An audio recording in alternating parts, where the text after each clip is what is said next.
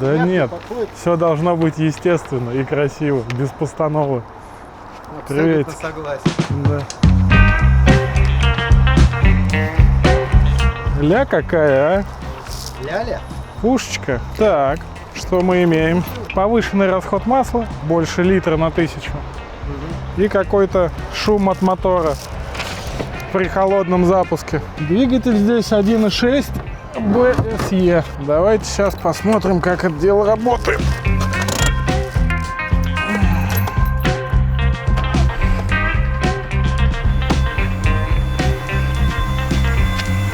Что-то не работает.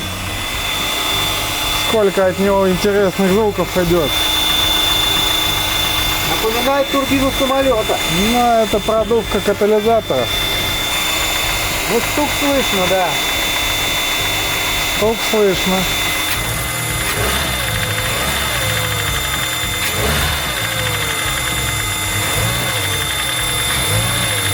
Что-то она задыхается вообще, я не знаю. Такое ощущение, что она не Ну работает. да.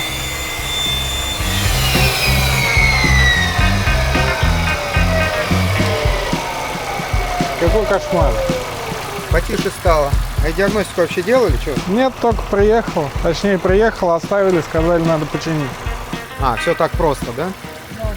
Разбирай и делай просто. Ну, люди в сервис зачем приезжают? Машину чинить, а не голову делать. Да, если ты приезжаешь в сервис, ты должен оставить машину, сказать, почините, я приеду за готовым. А не вот это вот все, как Ну, бывает. если она ест масло, все, что тут говорить. Без всякого, Надо, чтобы она его не ела, правильно? Ну, чтобы она вот завел и поехал на юг. Тогда давай сгоняй. Сейчас посмотрим, что у него внутри.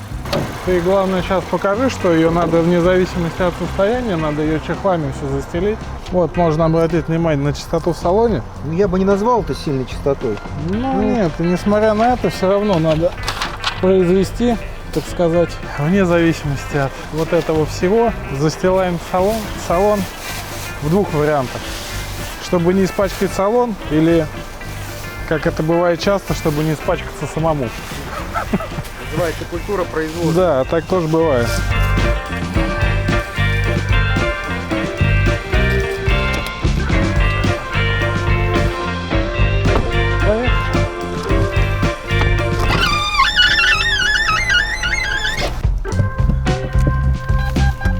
Тормоза есть.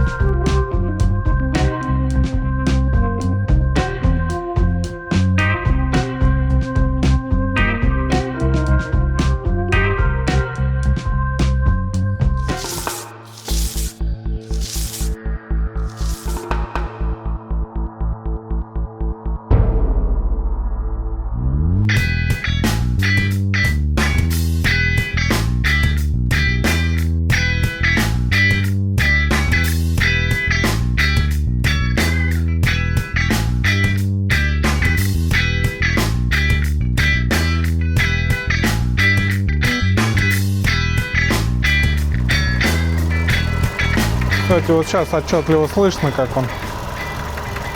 ему плохо. Да, стук явно слышно. Ну что, будем сразу снимать, я так понимаю, да, его? Ну да, сейчас только помоем его, наверное.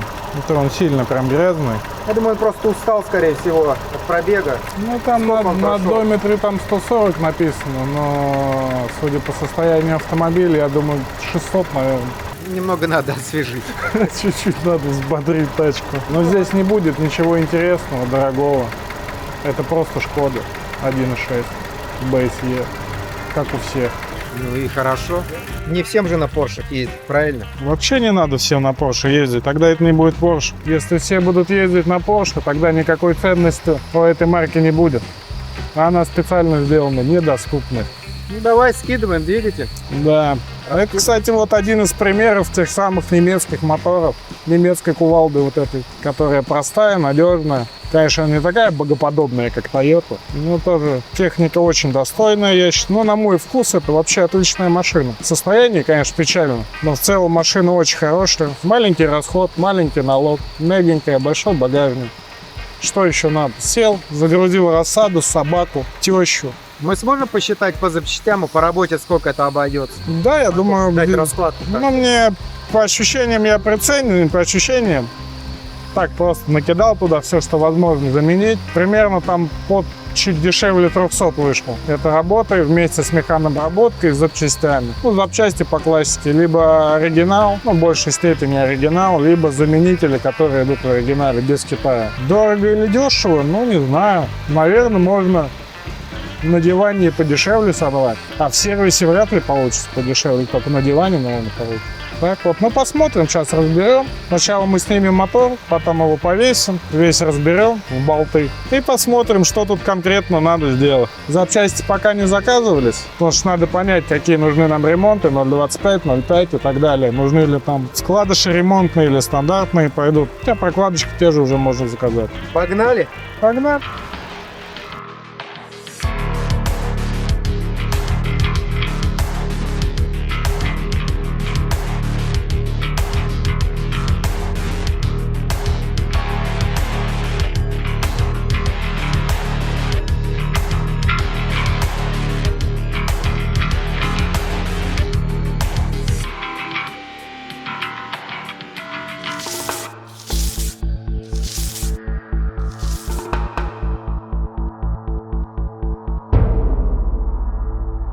Ну что, Володя, начинаем Да. дефектовку. Дефектовочку. Что можешь рассказать про этот двигатель? Это просто двигатель. 1.6, мало мощности, мало расхода, всего тут мало. Как, собственно говоря, и денег на обслуживание. Он требует тоже мало. Сейчас у нас будет происходить демонтаж навесного оборудования. Ну, разборка двигателя, да.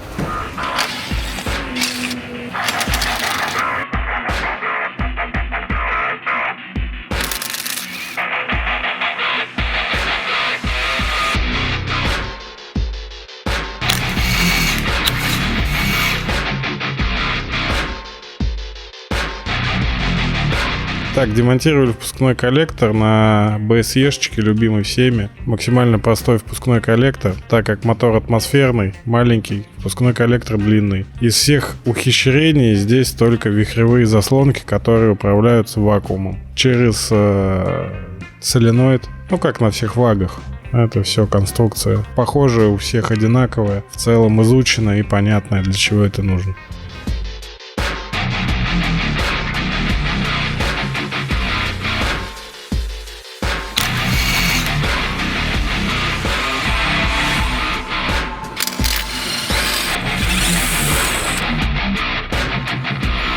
Работает. На перчатку смотри, видишь, я останавливаюсь, она продолжает вращаться. Это вот так работает обгонный мод. То есть, когда она заклинившая, она так не работает.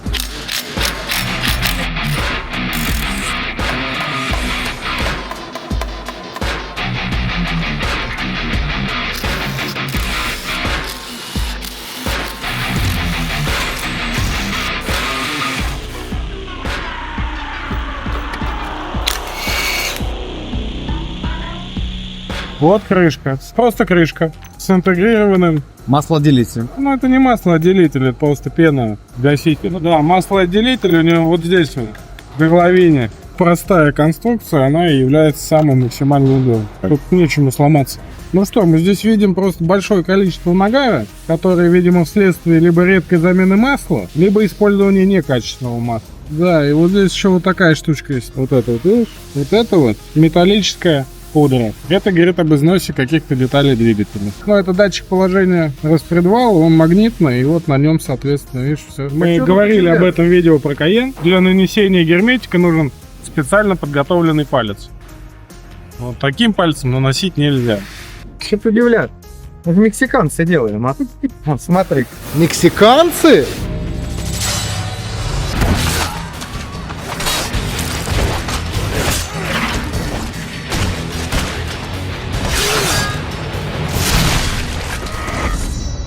Мачете убивает. Распредвал мы снимем и его померяем. Просто единой плитой сделана постель, ну, крышка распредвала. То есть это в производстве просто проще, чтобы не каждую крышечку делать отдельно. Делается одна плита, прижимается, делается отверстие сразу. Туда это все вставляется, один раз прокрутил, то не каждую детальку отдельно, а все разом. Бам, шпах и готово.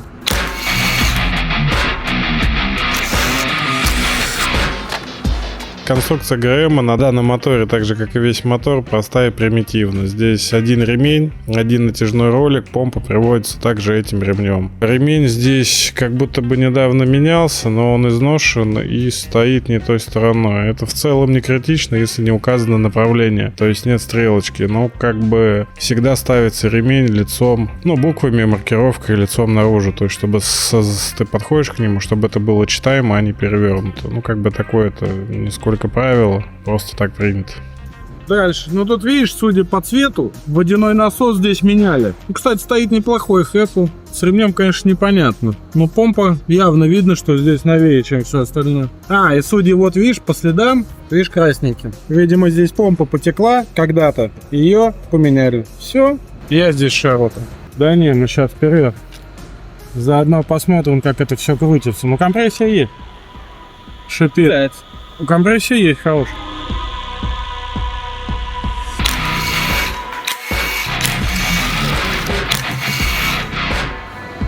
То есть она совершенно новая. Даже вон изоляторы белые.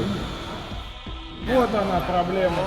Проблема у нас в 4-м цилиндре. Это, собственно говоря, тот цилиндр. 4-й цилиндр. Да, 4-й. Итак, после демонтажа выпускного коллектора мы видим, что выпускные окна у нас с нагаром, без нагара и с обычным тоже как бы без нагара. Внимательно осматриваем и видим, что проблема у нас, скорее всего, будет в 4-м цилиндре, потому что там на стенках очень большие отложения масла. Вот, заключение предварительное, то есть на моменте этой разборки мы уже начинаем понимать, где крылась сама проблема этого мотора и почему мы его разобрали.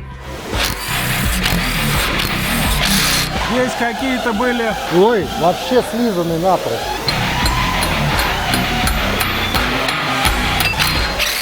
Володя, это был гениальный сейчас просто фин. Как тебе это удалось? Это классика. Это Б-база. Вот, видишь, тут все по размеру. Если у тебя провернулось вот это, значит мы туда заколачиваем вот это. Ну и так далее. Это он еще не закис, а если бы он закис? Ну какая разница? Когда у тебя нормальная гайковерта, такого понятия ты не знаешь. Давай обозрим конструкцию, демпфинг рутильных колебаний. Но тут нечего, это самый простой мотор. Тут вообще даже умничать не надо. Тут нет никакого демпфера, это просто формованное штампованное железо.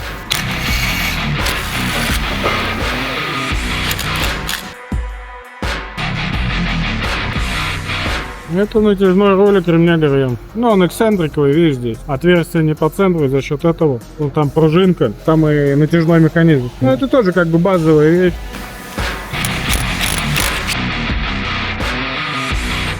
Никогда не теряйте шпонку, внимательно к ней относитесь, потому что потом ее найти будет крайне сложно. Она маленькая, как сухарик клапана, и потерять ее — это равносильно смерти. По состоянию мы видим здесь новую помпу. Ремень как бы был изношен, но эта помпа явно новее, чем все остальное. Соответственно, ГРМ снимали, помпу поменяли, но текущий сальник распредвала почему-то никто не захотел менять или не увидел. Непонятная история, но вот как бы помпа новая, ГРМ снимался, еще сделать несколько движений для замены сальника почему-то не сделали. Загадка.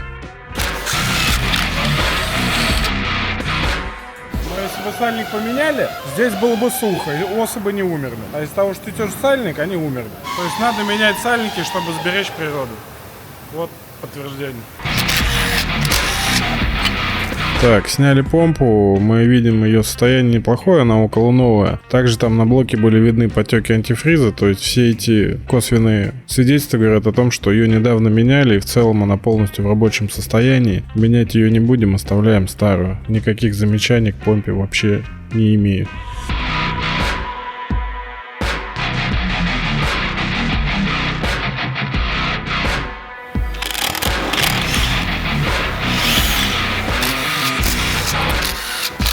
Масляный насос на данном автомобиле, ввиду его простоты, такой же простой, самый-самый простого типа насос. Потому что ему в данном случае на моторе у него нет ни фазовращателя, из гидравлического у него только гидрокомпенсаторы. Поэтому и насос здесь стоит самой простой конструкции, соответственно, самый надежный. Вот. Но при капитальном ремонте всегда его лучше поменять на новый, чтобы больше уже к этому моменту не возвращаться еще долгие-долгие тысячи километров.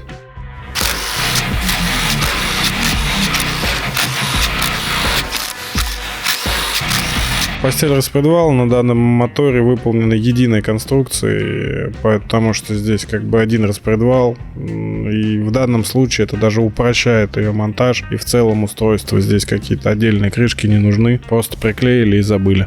Визуально на распредвале никаких задиров, ни повреждений, ни притертости нету, то есть узел полностью исправен, его необходимо будет только помыть и установить.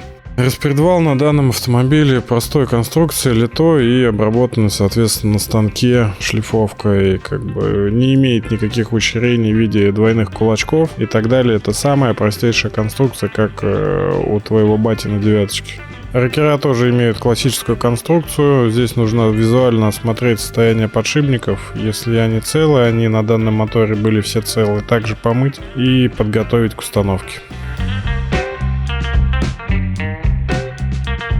Так, гидрокомпенсаторы. Здесь они также примитивной конструкции, обычной. Но в данном случае на моторе при холодном запуске мы слышали посторонний цокот, который с прогревом прекращался. Следовательно, нужно изучить детально каждый гидрокомпенсатор и сделать соответствующие выводы. Они не должны прожиматься руками в накачанном состоянии и не должны люфтить. На данном моторе все это изучим. Скорее всего, один из них какой-то неисправен. Теперь приступаем к демонтажу головки блока цилиндров.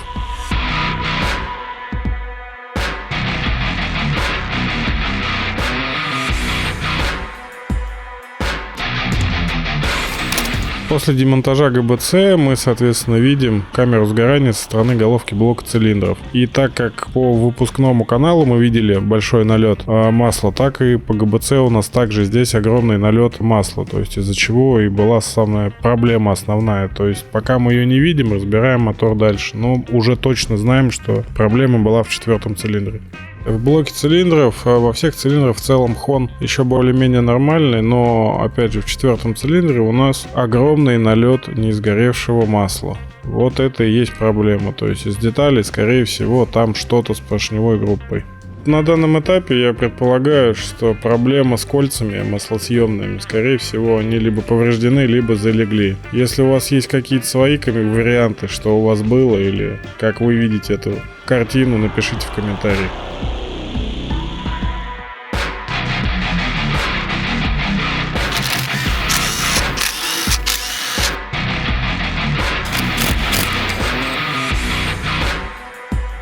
Масляный насос здесь примитивной простой конструкции, оценить его состояние можно только разобрав. Но в данном случае мы его просто заменим на новый, так как выполняем капитальный ремонт, и чтобы не возвращаться к этому узлу, мы его даже проверять не будем, просто поменяем на новый.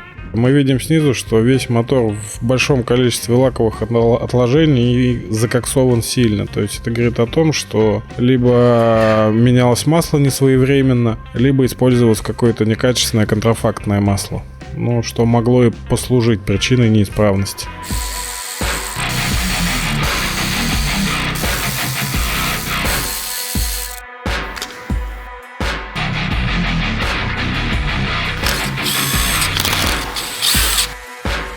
Осматриваем вкладыши шатунных шеек. Соответственно, видим, что они равномерно изношены, никакого перекоса, никаких попаданий грязи здесь нет. Состояние коленчатого вала, так же как и вкладыши, без перекосов, без мусора, тоже хорошее. Нужно померить, поэтому продолжаем дальше.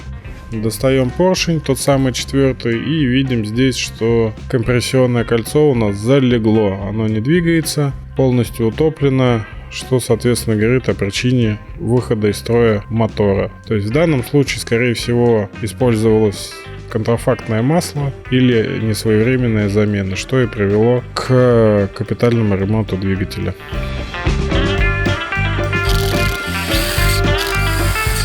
Продолжаем осмотр вкладышей шатунных по очереди, и на следующей шейке также состояние отличное, коленвала и вкладыши.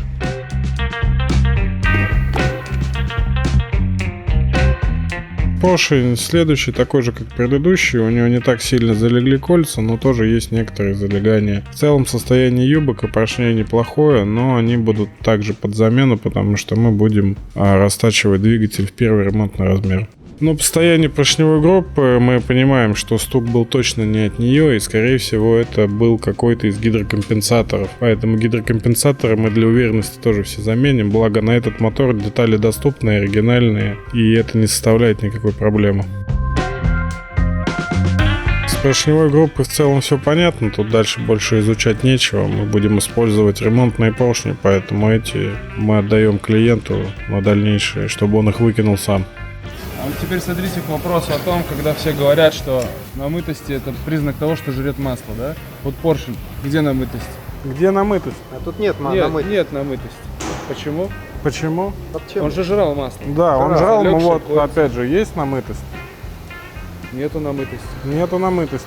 Но кольца лежат. Ну, кольцам хана и жрал масло. Но кольца лежат. Намытость есть? Значит, намытость это не панацея от всех болезней. Получается, если есть намытость, Это не говорит о том, что мотор жрет масло.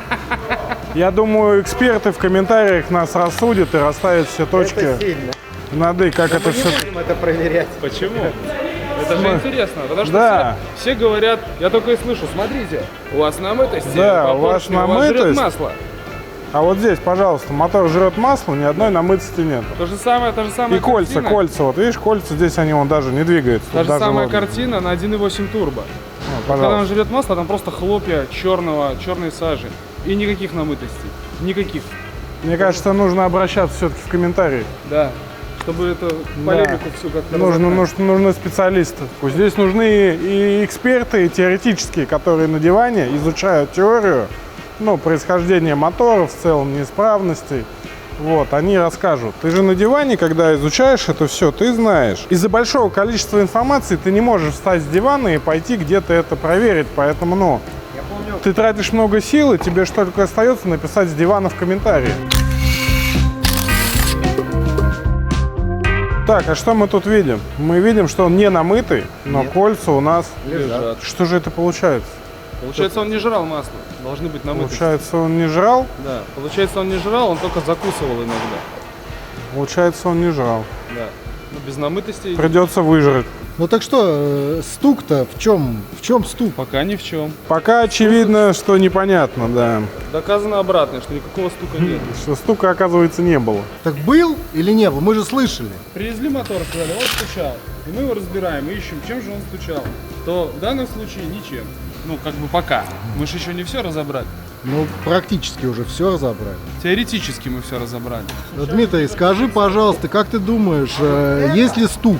Вполне возможно. Или, может, это показалось? Если среди здесь присутствующих стук, предположение клиента было в гидрокомпенсаторах, это все-таки вкладыши. Это опять из-за своевременной замены масла. Что, я пропустил вопрос. Стук. Стук. Был ли стук? Был стук. А почему его нет сейчас? Потому что мотор разобранный, не заводится больше. Стучал, скорее всего, Всему свое гидравлический компенсатор. Мы нашли. Заклапанного И зазора. откуда же? Это стучал тот компенсатор, который Вова плоскогубцами доставал. Там один из гидравлических компенсаторов на третьем цилиндре стороны выпуска. Он просто заклинил.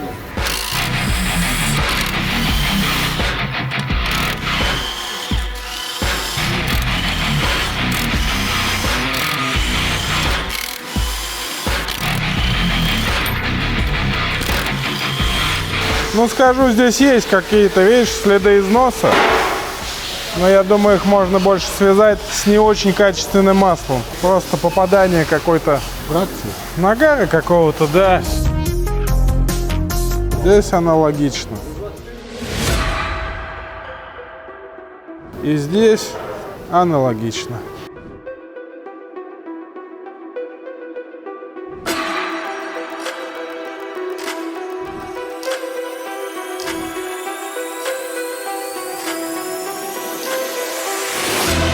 Состояние цилиндров в этом моторе в целом рабочее. Хон еще видно, но по зоне перекладки движение юбки уже как бы есть. Износ, конечно, он не критичный, но так как мы производим капитальный ремонт, это все будет в первый ремонтный размер, под новые поршни растачиваться до состояния, в общем, задача собрать новый мотор, чтобы он был как на новой машине, ездил, радовал своего владельца. Вот этот я еле вытащил, гидрокомпенсатор, поскольку мы не нашли других признаков стука. Судя по всему, это именно он, этот гидрокомпенсатор стороны выпуска 4-го цилиндра. Так, ну в итоге разобрали все. Увидели сильные нагары. Ну, не как сильные. Бывает и хуже. Хон в целом в состоянии в рабочем. Самая основная проблема — это залегшие маслосъемные кольца. Сейчас надо замерить все.